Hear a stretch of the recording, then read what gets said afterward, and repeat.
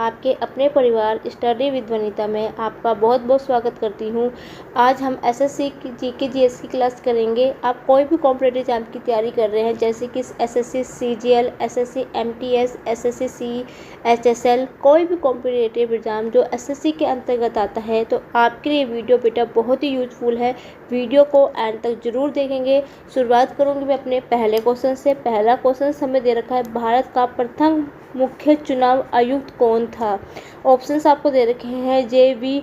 मंगलाकर, Sukumar Sen, के.वी.ए. Sundaram, T. Swaminathan. ठीक है बेटा, इसका जो करेक्ट आंसर है ऑप्शन नंबर बी है, सुकुमार सेन। इनके बारे में थोड़ा सा और बता देती हूँ बेटा। इन्होंने 1951, 1952 और बेटा 1957 में भारत का जो आम चुनाव हुए थे उनकी निगरानी में हुए थे बेटा।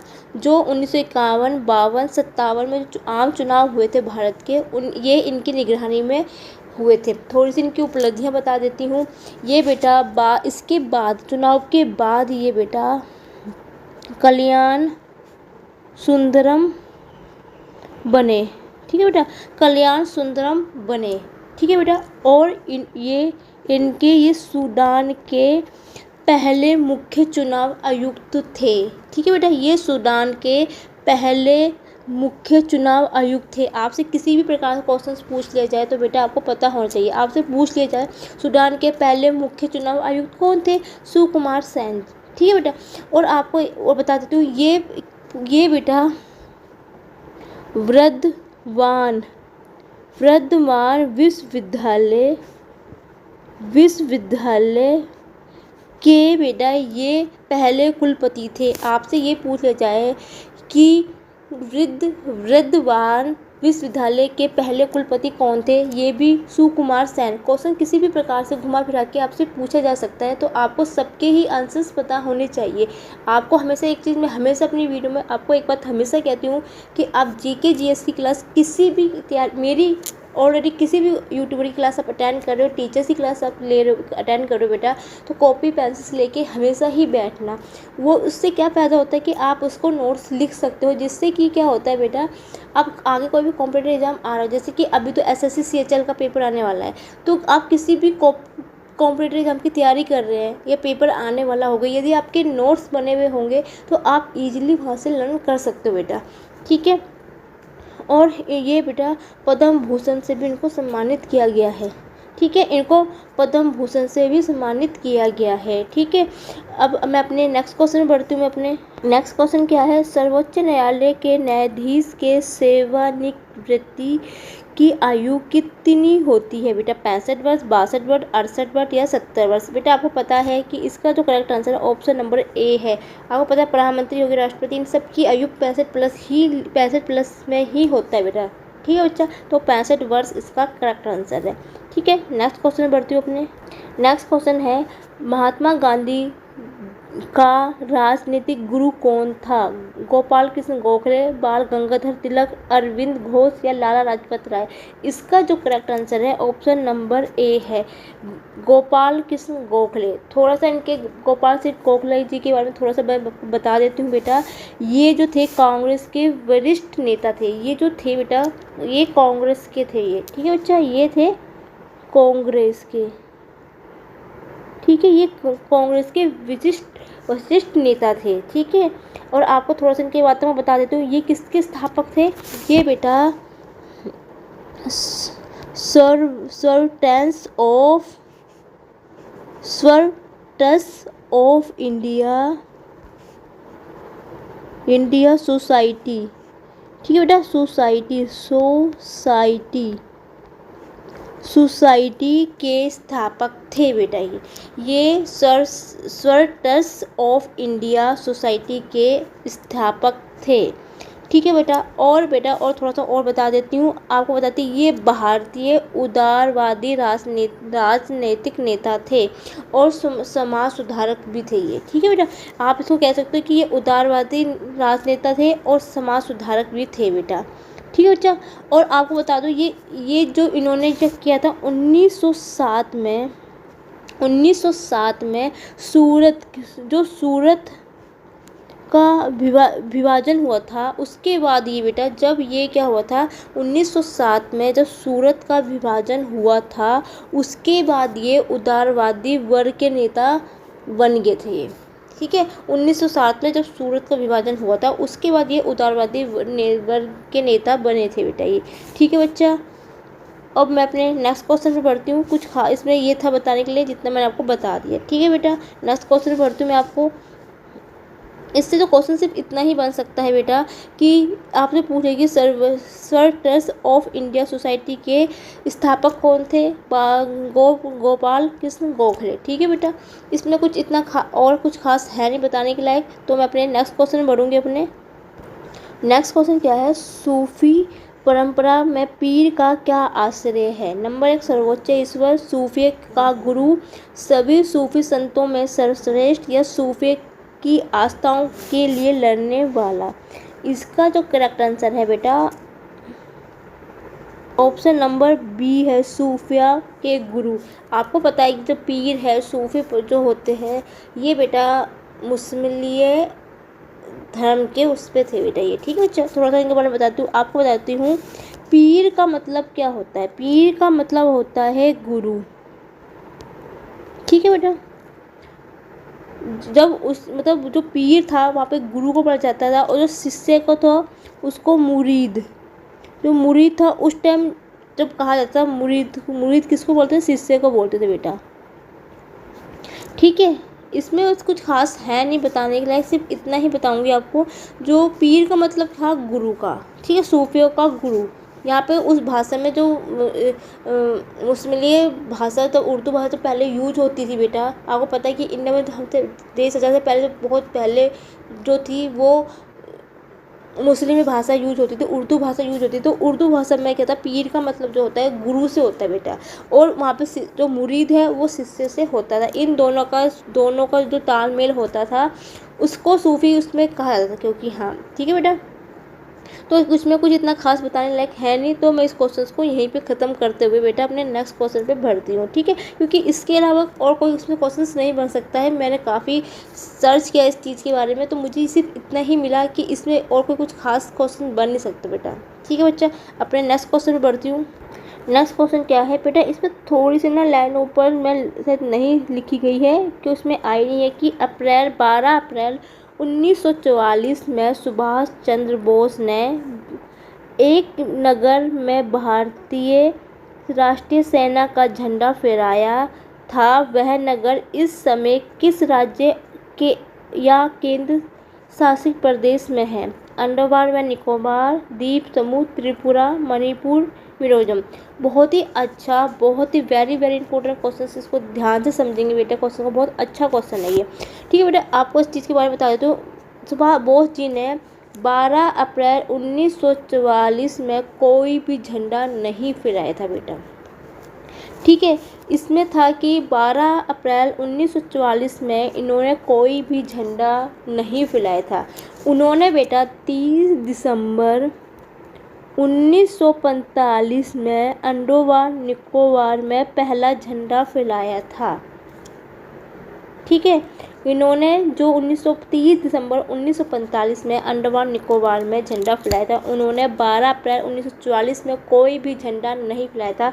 इसका जो क्वेश्चन का आंसर है कोई भी नहीं है बेटा।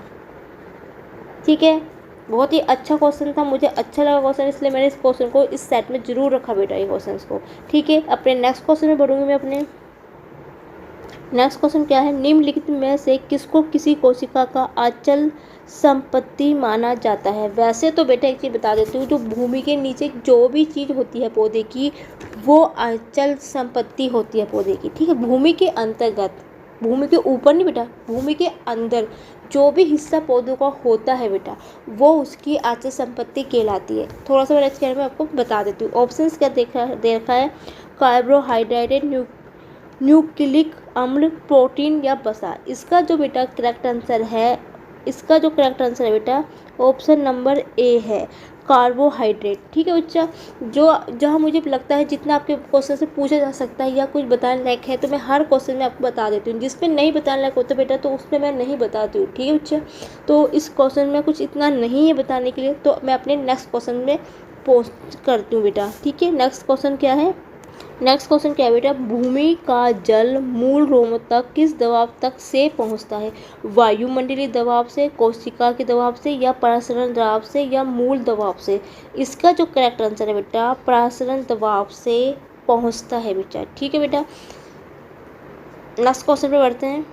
नेक्स्ट क्वेश्चन क्या है? मधुमक्खियों के प्रजनन एवं प्रबंधन को क्या कहते हैं? सेरिकल्चर, सिल्वीकल्चर, पिसिकल्चर या एपीकल्चर? इसका जो बेटा करेक्ट आंसर है ऑप्शन नंबर 4 एपीकल्चर। मतलब क्या होता है बेटा? मधुमक्खी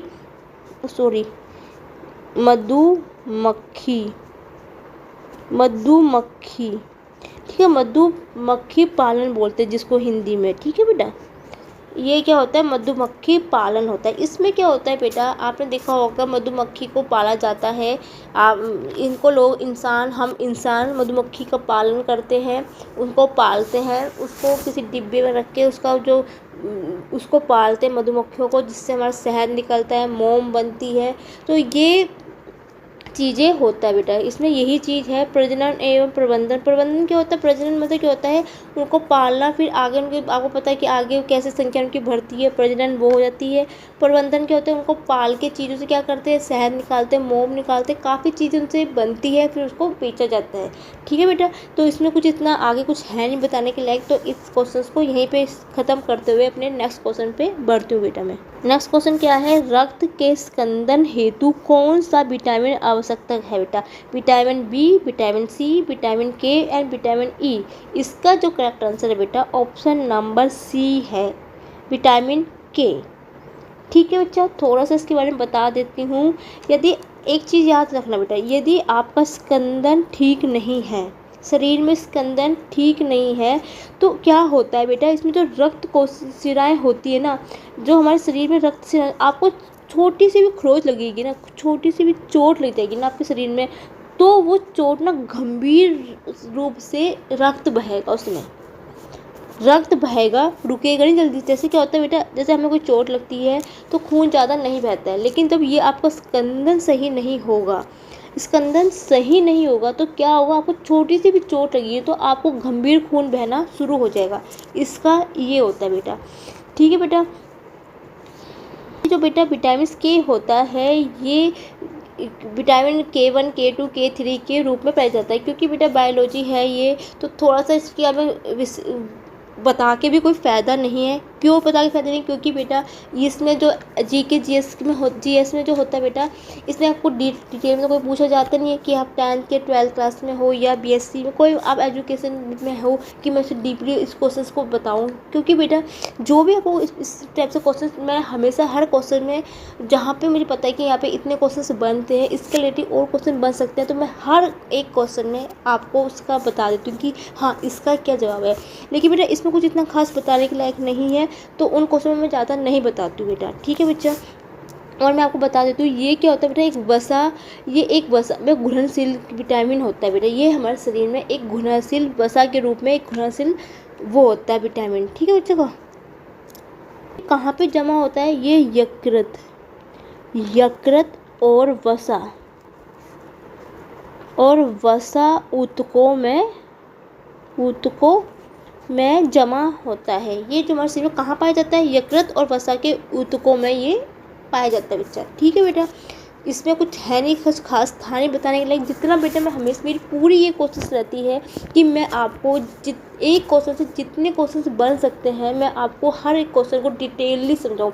मेरी वीडियो हमेशा ज़रूर लंबी जाती है, लेकिन बेटा मेरा मकसद ये होता है कि आपको हर एक चीज़ का पता हो कि पेपर में एग्जामिनर कोई भी घुमा फिरा के आपसे क्वेश्चन पूछ लिया जाए तो आपको आंसर्स पता होने चाहिए, क्योंकि बेटा ज़रूरी नहीं है कि एग्ज़ाम में आपसे ये चीज़ पूछी जाती है तो नेक्स्ट टाइम भी आपसे यही चीज़ पूछी जा सकती है। तो उससे बेटा कितने क्वेश्चंस बनते हैं वो मैं आपको हर एक, मेरी पूरी कोशिश रहती है कि मैं आपको हर एक क्वेश्चन के जितने आंसर मुझे पता हो, जितने मुझे डिटेल पता हो, मैं आपको डिटेल में समझा सकूँ, जिससे कि आपसे कोई भी क्वेश्चन पूछे, कोई भी पेपर कैसे भी घुमा फिरा के आपसे क्वेश्चन पूछ लिया जाए तो आपको हर एक क्वेश्चन के जवाब होने चाहिए।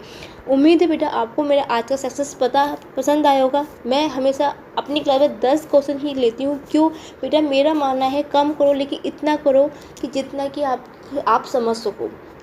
वैसे चाहो तो मैं 20-20 क्वेश्चन भी करवा सकती हूँ, लेकिन मेरा मानना क्या है बेटा, कम करो लेकिन उतना करो कि आपसे कोई 10 दिन बाद पूछे तो आपको पता होने चाहिए।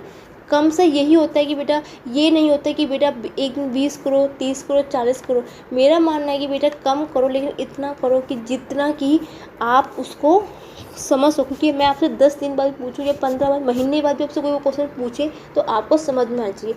ज़रूरी नहीं है कि बेटा आपने कोई फॉर्म भरा हुआ है, इस साल आप पहली बार फॉर्म आपका सिलेक्शन नहीं होता है तो बेटा उसमें कभी डीमोटिवेट नहीं हो, अगली की तैयारी करो। यदि मेरा मानना क्या है बेटा, किसी भी कॉम्पिटिटिव एग्जाम निकालने के लिए कम से कम मैक्सिमम 6 महीने की तैयारी आपकी होनी चाहिए। यदि आप सोचते हो कि आपने फॉर्म भर लिया, आप 15 दिन में तैयारी कर लोगे, महीने में तैयारी कर लोगे, वैसा ऐसा नहीं होता बेटा। ठीक है, मेरा पर्सनल एक्सपीरियंस है। आगे तो बेटा आप पे डिपेंड करता है कि आप कैसे तैयारी कर रहे हो, क्योंकि बेटा आज की में कॉम्पिटिटिव निकालना वही निकाल सकता है जो बेटा कम समय में ज़्यादा चीज़ें अटेंड करेगा। इसके अलावा यदि आप मैथ्स में कोई इंटरेस्टेड हो बेटा तो मेरी मैथ्स की क्लास भी कंटिन्यू चलती है, तो आप मैथ्स की क्लास की भी देख सकते हो बेटा मेरी वीडियो। ठीक है, उम्मीद है आपको आज का सेक्शन अच्छा लगे तो मेरी वीडियो को लाइक करना ना भूलें, शेयर जरूर कीजिए जिससे कि वीडियो और बच्चों तक भी पहुंच सके। और मैं हमेशा अपनी वीडियो के एंड में ये जरूर बोलती हूँ, वीडियो आपको पसंद नहीं आती तो बेटा डिसलाइक करके कमेंट सेक्शन में मुझे ज़रूर बताइए कि आपको वीडियो पसंद क्यों नहीं आ रही है, जिससे कि बेटा मैं नेक्स्ट वीडियो को डालूँ तो मैं अपने आपने जो मुझे एडवाइस दी है उसको मैं आगे पूरी कोशिश करूँ कि मैं बेस्ट देने की कोशिश कर सकूँ। वैसे तो मेरा 100% ट्राई रहता है कि मैं अपना बेस्ट दूँ बेटा। ठीक है बच्चा, और thank you for watching my video. आप मेरे चैनल फर्स्ट टाइम विजिट कर रहे हो तो प्लीज़ मेरे चैनल को सब्सक्राइब करना ना भूलें, और जो बेल आइकन है, घंटी के चिन्ह है, उसको क्लिक करना ना भूलें, जिससे क्या होता है वीडियो में कोई भी वीडियो डालूँ तो सबसे पहले आपको वीडियो सबसे अब तक पहुँच जाए। एंड कल फिर मिलती हूँ नई क्लास में नए क्वेश्चनों के साथ। तब के लिए गुड नाइट, स्वीट ड्रीम बेटा।